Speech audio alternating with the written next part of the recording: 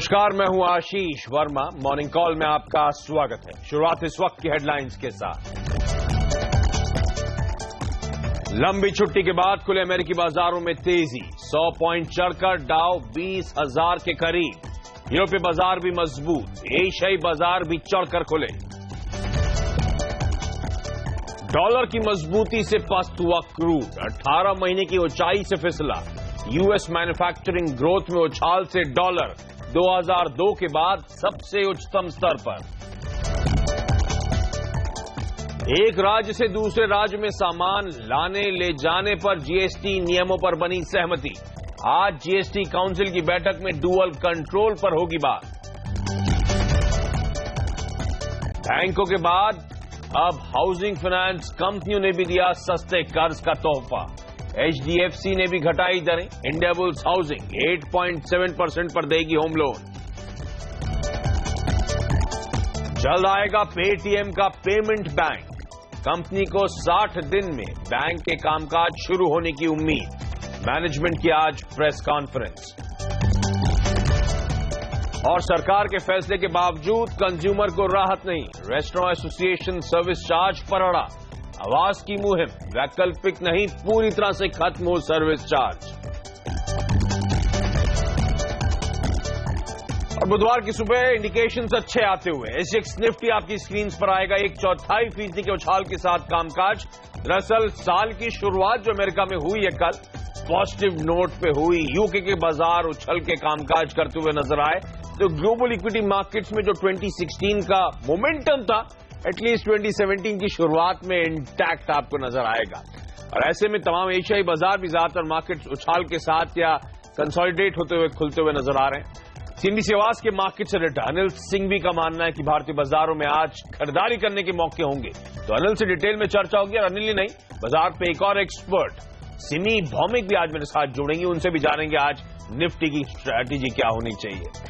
लेकिन पहले ग्लोबल संकेत, और मेरे साथ मेरे सहयोगी नीरज वाजपेयी अब जुड़ते हुए। नीरज, ग्लोबल मार्केट से क्या संकेत मिल रहे हैं? साल की शुरुआत पॉजिटिव नोट पर। देखिए, नंबर्स में थोड़ी आपको अच्छी दिखेगी कि 100 पॉइंट डाउ पर, लेकिन संकेत अच्छे नहीं है। इसलिए मैं कह रहा हूं क्योंकि कल यूएस मार्केट में भारी उतार चढ़ाव था और करीब करीब 180 पॉइंट ऊपर जाने के बाद डाउ में जबरदस्त बिकवाली देखने को मिली। क्रूड जो 2.5% ऊपर गया था उसमें जबरदस्त बिकवाली देखने को मिली। उसकी वजह यह है कि ट्रंप की जो प्रोटेक्शनिस्ट पॉलिसी है, संरक्षण पॉलिसी, वो अब सामने आने लगी है। कल उन्होंने जनरल मोटर्स को साफ तौर पर थ्रेट किया कि जो आप मैक्सिको में गाड़ी बना रहे हैं, अगर वो यूएस में आएगी तो उसमें जबरदस्त टैक्सिंग की जाएगी। तो उसके बाद इवन जीएम ने मान लिया कि नहीं बनाएंगे, वो ज्यादातर अब यूएस में ही बनाएंगे।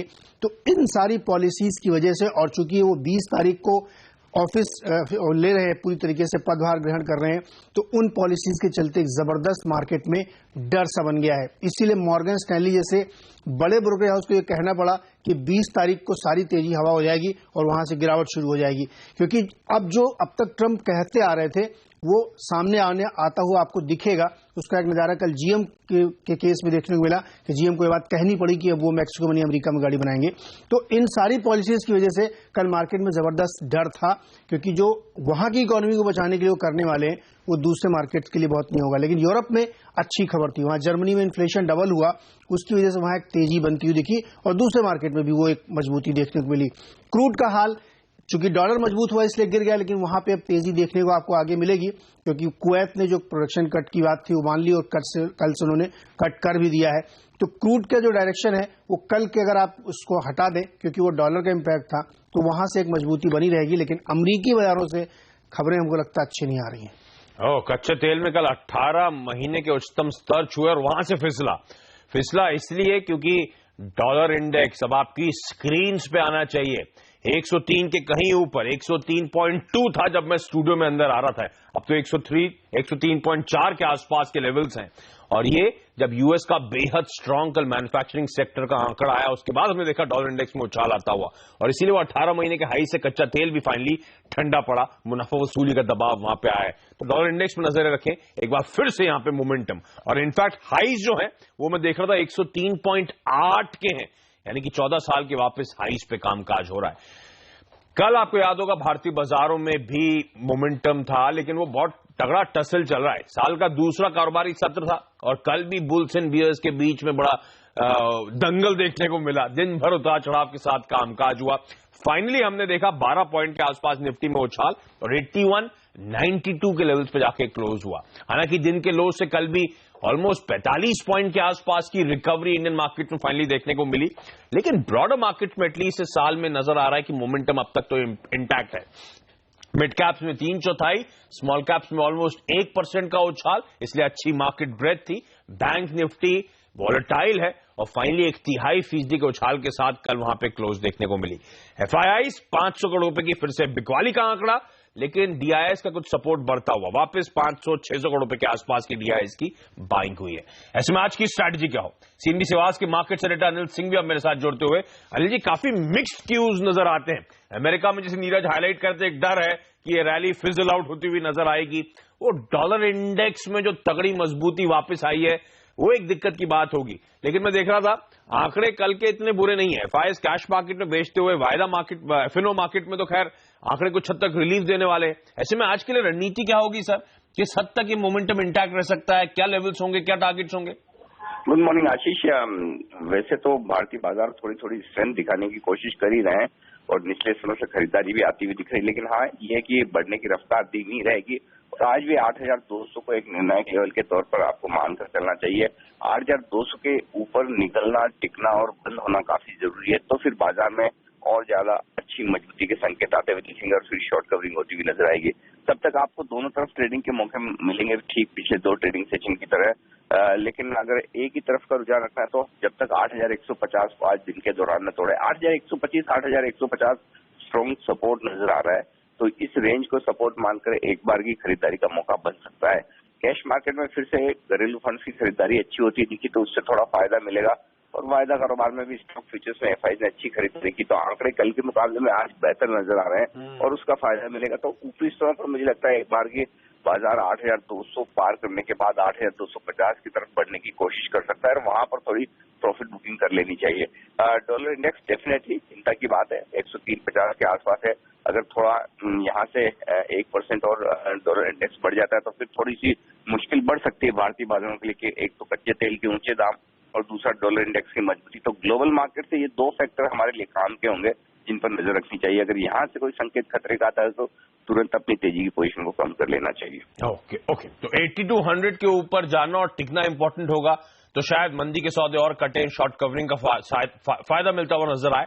लेकिन अनिल स्पेसिफिकली हाईलाइट करते हुए, जब तक 8150 के ऊपर मार्केट्स हैं, 8125, 8150 के स्टॉप के साथ खरीदारी करने के मौके ढूंढे। चलिए बाजार पे एक और एक्सपर्ट सिमीभौमिक.com की सिमी भौमिक अब मेरे साथ जुड़ती हुई। सिमी, हाय, गुड मॉर्निंग।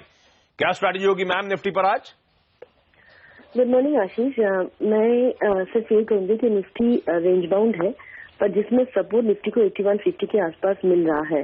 8200 से 8210 एक क्रूशियल रेजिस्टेंस है, वो क्रॉस करके निफ्टी को सस्टेन करना पड़ेगा। आज अगर थोड़ा बहुत वीकनेस के साथ ही ओपन होता है या मार्केट अगर इंट्राडे में थोड़ा बहुत नीचे आता है तो मैं लॉन्ग पोजीशन लेने का सलाह दे रही हूँ। मेरा स्टॉप लॉस 8145 का है और मेरा टारगेट 2 है। 1 से 2 दिनों के लिए ये टारगेट मैंने दिया है। 8260 एक है और दूसरा टारगेट मेरा 8305 है।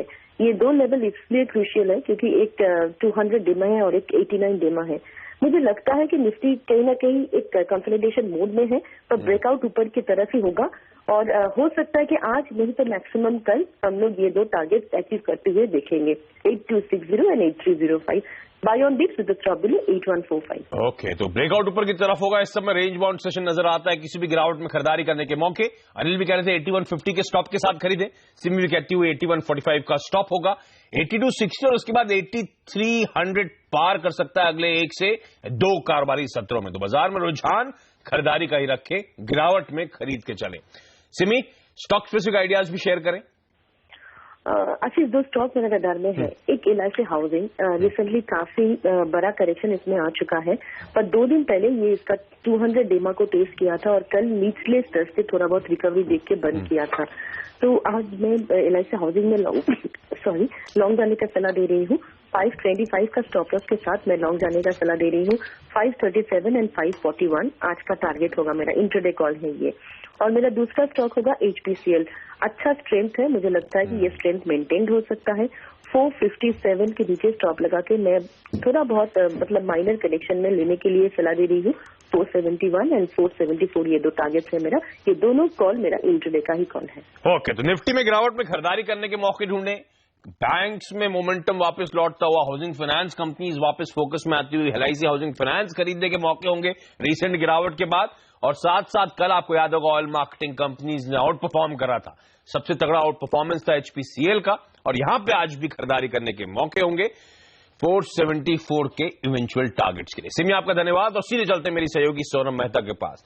तो हमने कुछ और एक्सपर्ट से बातचीत कर रखी, कुछ और ट्रेडिंग आइडियाज वो शेयर करेंगे। सोनम हाई, गुड मॉर्निंग, बताएं। गुड मॉर्निंग आशीष। सारे के सारे कॉल्स आज खरीदारी की ही है और जैसा आपने कहा पहला कॉल बैंकिंग शेयर का ही है। कोटक सिक्योरिटीज से श्रीकांत चौहान ने एक्सिस बैंक में खरीदारी की सलाह दी है। लक्ष्य 475 रुपए का रहेगा, स्टॉप लॉस 445 रुपए का रहेगा। SMC ग्रुप ऑफ कंपनीज के मुदित गोयल ने सेंचुरी टेक्सटाइल्स में खरीदारी की सलाह दी है। लक्ष्य 860 रुपए का है, स्टॉप लॉस 828 रुपए का लगाइए। और तीसरा कॉल है max growth capital private limited के आशुतोष सन्ना का, जिन्होंने DLF को खरीदने की सलाह दी है। लक्ष्य 125 रुपए का रहेगा, स्टॉप लॉस 116 रुपए का। ये कॉल 1 से 2 दिन का है। ओके, तो banking and financial services space focus में एक्सिस बैंक खरीदे, LIC हाउसिंग फाइनेंस पे दाव लगाने की सलाह है। रियल एस्टेट को फायदा मिल रहा है, जो तमाम अनाउंसमेंट्स आए हैं DLF को रडार पर रखे खरीदारी करने के मौके होंगे। और एक टेक्सटाइल कॉजी real estate play century textiles को भी रडार पर रखें, वहां पे भी आज खरीद के मौके होंगे। और फाइनली एक कॉल HPCL पे, ऑल मार्केटिंग कंपनीज में अच्छा आउट परफॉर्मेंस है, वो शायद आज कंटिन्यू हो। लेकिन चलिए, ये तो टेक्निकल एस्पेक्ट थी मार्केट की, लेकिन आज खबरों की वजह से कौन से स्टॉक्स फोकस में रहेंगे, यानी कि आज के टॉप स्टॉक्स इन न्यूज कौन से हैं। मेरे साथ मेरे सहयोगी हेमंत घई अब जुड़ते हुए। Hemant hi, good morning. Morning Ashish. कौन से स्टॉक्स हैं आज आपके रडार पर? ग्लेनमार्क फार्मा को रखिए नजर। देखिए, कैंसर की एक दवा के लिए क्लिनिकल ट्रायल कर रही थी कंपनी और फेज 1 में ये सक्सेसफुल हुई है, तो यहां पर तेजी देखने को मिल सकती है। US FDA ने क्लियरेंस दी है इस फेज 1 ट्रायल को। इसके अलावा मॉइल पर नजर रखिए। देखिए, कल हमने आपको बताया था कि NMDC अलग अलग ओर्स के दाम जो है वो बढ़ा रही है। NMDC नहीं, मॉइल ने भी बढ़ाने शुरू किए हैं। ये मैग्नीज बनाने का काम काज करती है और अलग अलग ग्रेड के मैग्नीज पर इन्होंने 5 से 15% तक दाम बढ़ा दिए हैं। तो आज मॉइल के शेयर में तेजी देखने को मिल सकती है। आशीष, शायद ये आपका 2017 का जैकपॉट स्टॉक भी था। इसके अलावा हिकाल पर भी नजर रखिए। देखिए, बेंगलुरु में एक R&D सेंटर था और इस R&D सेंटर को ये बेचना चाहते थे और बेचने की प्रक्रिया पूरी कर ली गई है। कितना अमाउंट हासिल हुआ है वो इन्होंने नहीं बताया है, लेकिन कर्ज का इस्तेमाल ये कंपनी, पैसे का इस्तेमाल ये कंपनी कर्ज चुकाने में करने वाली है। इसके अलावा बॉम्बे डाइंग, ये एक ऐसी कंपनी है जो अपने कारोबार को रिस्ट्रक्चर कर रही है। कुछ ही दिनों पहले हमने आपको बताया था कुछ लैंड मशीन बेच रही है, ये करीब 175 करोड़ रुपए वहां से जुटा रही है। और अब इस कंपनी ने अपने रिटेल कारोबार को आगे बढ़ाने के लिए 2020 का एक विजन सामने रखा है और ये कंपनी चाहती है कि जो फोकस है वो मैन्युफैक्चरिंग के ऊपर नहीं रहने वाला है, ब्रांडिंग के ऊपर रहने वाला है। अब कई सारे नए स्टोर्स खोलने का इरादा है कंपनी का, अपने फ्रेंचाइजीज को डबल करने का इरादा है, 3 से 4 नए प्रोडक्ट्स को हर साल लॉन्च करने का इरादा है। तो इस कारोबार के ऊपर काफी फोकस है। अभी एक जो टेक्सटाइल कारोबार है आशीष, ये बहुत कम कंट्रीब्यूट करता है इनके ओवरऑल सेल्स को। ज्यादातर ये कंपनी रियल एस्टेट कंपनी बन चुकी है, लेकिन आगे चलकर टेक्सटाइल के ऊपर फोकस बढ़ाने का इरादा है। अभी 17% का कंट्रीब्यूशन है और 2020 तक 33% का कंट्रीब्यूशन हो जाएगा। तो बॉम्बे डाइंग पर भी रखिएगा नजर।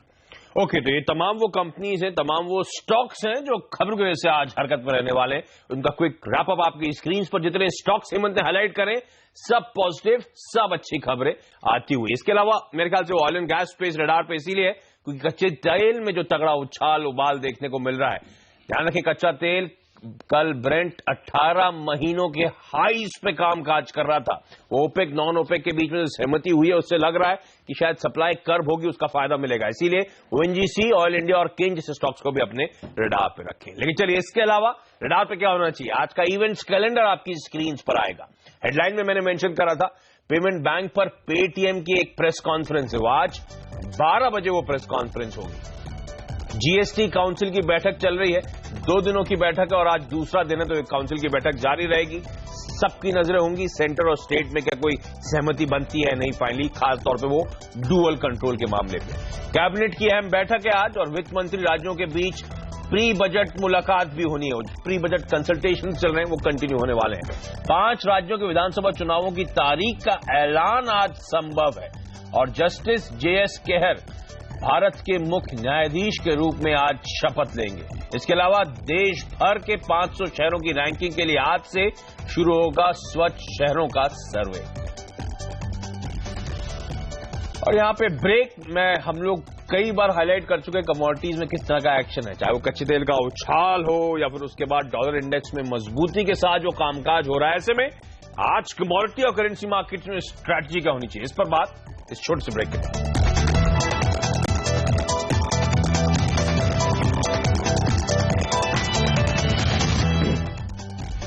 ब्रेक के बाद आपका स्वागत है और अब बात करते हैं कमोडिटी और करेंसी मार्केट्स की। कल की गिरावट के बाद क्रूड में मामूली रिकवरी दिखाई दी है। फिलहाल ब्रेंट क्रूड के दाम $55 के ऊपर हैं। वहीं डॉलर इंडेक्स में मजबूती बनी हुई है। कमोडिटी और करेंसी मार्केट्स में क्या हुआ आपकी रणनीति है, बताने के लिए आप मेरे साथ जुड़ रहे हैं एंजल ब्रोकिंग के अनुज गुप्ता। अनुज, सबसे पहले कच्चा तेल 18 महीने के हाईस पे पहुंचता हुआ उसको टच करने के बाद वो चाहे वो रीजन ले ले डॉलर इंडेक्स की मजबूती या लीबिया का जो एक्सेस प्रोडक्शन हो रहा है वो मुनाफा वसूली आई है। क्या करूं कच्चे तेल में सर, ये बाइंग मोमेंटम इंटैक्ट रहने वाला है? Good morning Ashish ji. बिल्कुल हमने कल जो देखा था वो एक नीचे का रिएक्शन था जो नाइजीरिया का प्रोडक्शन बढ़ने वाला है उसकी वजह से। बट मुझे लगता है कि ओवरऑल जिस तरह का क्रूड ने एक स्ट्रेंथ बनाई है वो भी मार्केट में रह सकती है। और मार्केट कल जो करेक्ट हुआ है एक दोबारा से बाइंग मौका है, क्योंकि हमने देखा था कल मार्केट $52 तक सपोर्ट लेवल पे टेस्ट करके वापस बाउंस बैक हुई है। तो कहीं ना कहीं मुझे लगता है कि बाय ऑन डिप्स की स्ट्रेटेजी क्रूड में रखनी चाहिए। तो आज भी इंट्राडे के लिए हमें लगता है कि क्रूड में बाय कर सकते हैं। ऊपर टारगेट एनसीएक्स में 3700 तक देखने को मिल सकता है। अच्छा, इससे पहले मैं सोने पे आऊं सर, पहले तो ये रुपए की चाल समझाएं। ये डॉलर इंडेक्स में वापस अच्छी खासी स्ट्रेंथ, अच्छी खासी मजबूती वापस लौट रही है। रुपए पे क्या कॉल होगा आज के लिए और इवेंचुअली क्या रुपया कहीं अच्छा खासा डाउनसाइड रिस्क खुल रहा है क्या? देखिए बिल्कुल, अगर हम देखें तो इंडियन रुपीज डेप्रिशिएट होता हुआ दिखाई दे रहा है, क्योंकि डॉलर इंडेक्स की अगर हम देखें तो 102, 103 के आसपास चलता हुआ दिखाई दे रहा है। मुझे लगता है कि इंडियन रुपीज में एक मंदी का माहौल देखने को मिल सकता है, मींस डेप्रिशिएट हो सकता है। हालांकि अगर हम एक लेवल वाइज देखें तो करीबन 68.80 एक वॉचफुल लेवल रहेगा। अगर वो ब्रेक होता है तो हम काफी जल्दी स्पॉट आते हुए देखेंगे। अदरवाइज मुझे लगता है कि मार्केट रेंज में रहेगा। मगर फिलहाल इंट्राडे की अगर हम बात करें तो मुझे लगता है कि बाइंग साइड में रहना चाहिए। इंडियन रुपीज डेप्रिशिएट हो सकता है 68.60 तक। और सोना, ये बावजूद इसके कि डॉलर इंडेक्स में मजबूती थी, कल एटलीस्ट सोना हरे निशान पे कामकाज कर रहा है सर। ये स्ट्रेंथ दिखाता है या एक्चुअली सोने में ये उछाल बिकवाली करने के ही मौके दे रही है? देखिए बिल्कुल गोल्ड का जो ट्रेंड है इस बार क्रूड से बिल्कुल डिफरेंट है। मुझे लगता है कि गोल्ड के अंदर सेल ऑन राइज की स्ट्रेटेजी होनी चाहिए। अच्छा। कहीं ना कहीं अगर हम देखें तो $1160 गोल्ड ने काफी स्ट्रांग रेजिस्टेंस अभी फेस किया है और नीचे में 1120 इसी रेंज में गोल्ड ट्रेड करता हुआ दिखाई दे रहा है। मुझे लगता है कि अब करीबन 1150 के आसपास गोल्ड चल रहा है, तो कहीं ना कहीं सेलिंग यहाँ पर गोल्ड में देखने को मिल सकती है। तो इंट्राडे के लिए मुझे लगता है कि गोल्ड में बिकवाली कर सकते हैं। भाव नीचे करीबन 27,400 तक देखने को मिल सकते हैं। तो आसान शब्दों में कच्चे तेल में बाय ऑन डिप्स की रणनीति हो और सोने में सेल ऑन राइज की रणनीति हो। तो सोना बेच के चले, कच्चे तेल में खरीदारी करने के मौके होंगे और रुपया आज कमजोर होगा डॉलर इंडेक्स में स्ट्रेंथ के चलते। कमजोरी में खरीदारी करने के मौके और 68-60 तक के टारगेट्स के लिए अप्रोच करें। अनुज जी आपका धन्यवाद। और यहां पे एक छोटा सा ब्रेक के बाद जीएसटी काउंसिल की बैठक और मार्केट्स का एक बार फिर से पूरा अपडेट लेंगे।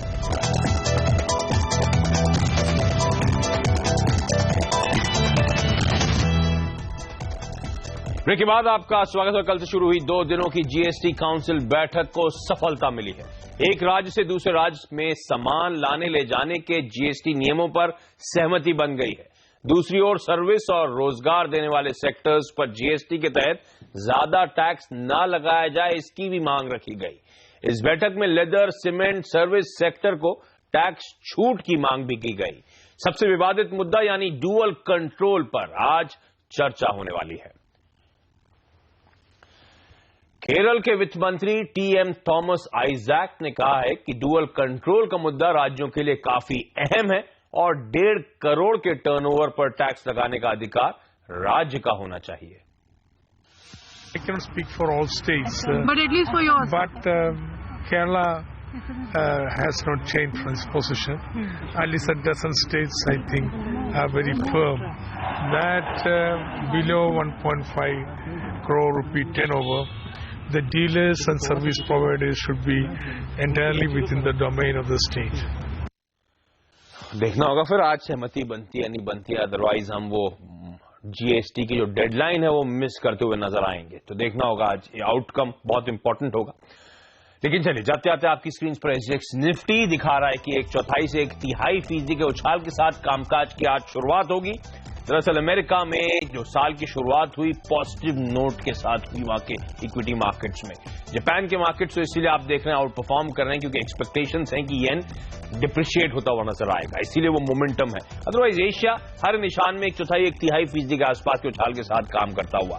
पर दिक्कत दो है, एक तो डॉलर इंडेक्स पर नजर रखें जो लगातार वापस मजबूत होना शुरू हो चुका है, और दूसरा कच्चा तेल उबाल ज्यादा आता है तो अब वो लेवल्स आ चुके हैं कि हमारी अर्थव्यवस्था के लिए दिक्कत की बात हो सकती है। तो ये दो हेडविंड्स हैं समय जिसे कहना चाहिए हमारे बाजारों के लिए। अदरवाइज एक्सपर्ट्स अनिल से बात हुई, सिमी भौमिक से बात हुई, दोनों का मानना है कि भारतीय बाजारों में खरीदारी करने के मौके होंगे। सिमी का कहना है किसी भी गिरावट में खरीदारी करके चलें। 8150 8145 दोनों के स्टॉप लॉसेस हैं। 8250 से लेके 8300 तक के टारगेट्स के लिए आप बाजार में अप्रोच कर सकते हैं। 8300 जो सिमी का टारगेट है, उनका मानना है अगले 1 से 2 दिनों में शायद ये आपको आपकी स्क्रीन पे देखने को मिले। जहां तक कमोडिटीज की बात है, कच्चे तेल में गिरावट में खरीदारी करने के मौके ढूंढने और सोने में उछाल में बिकवाली करने की ये रणनीति एंजल कमोडिटीज की। लेकिन चलिए मॉर्निंग कॉल में आज के लिए इतना ही। छोटा सा ब्रेक के बाद स्टॉक 2020। नमस्कार।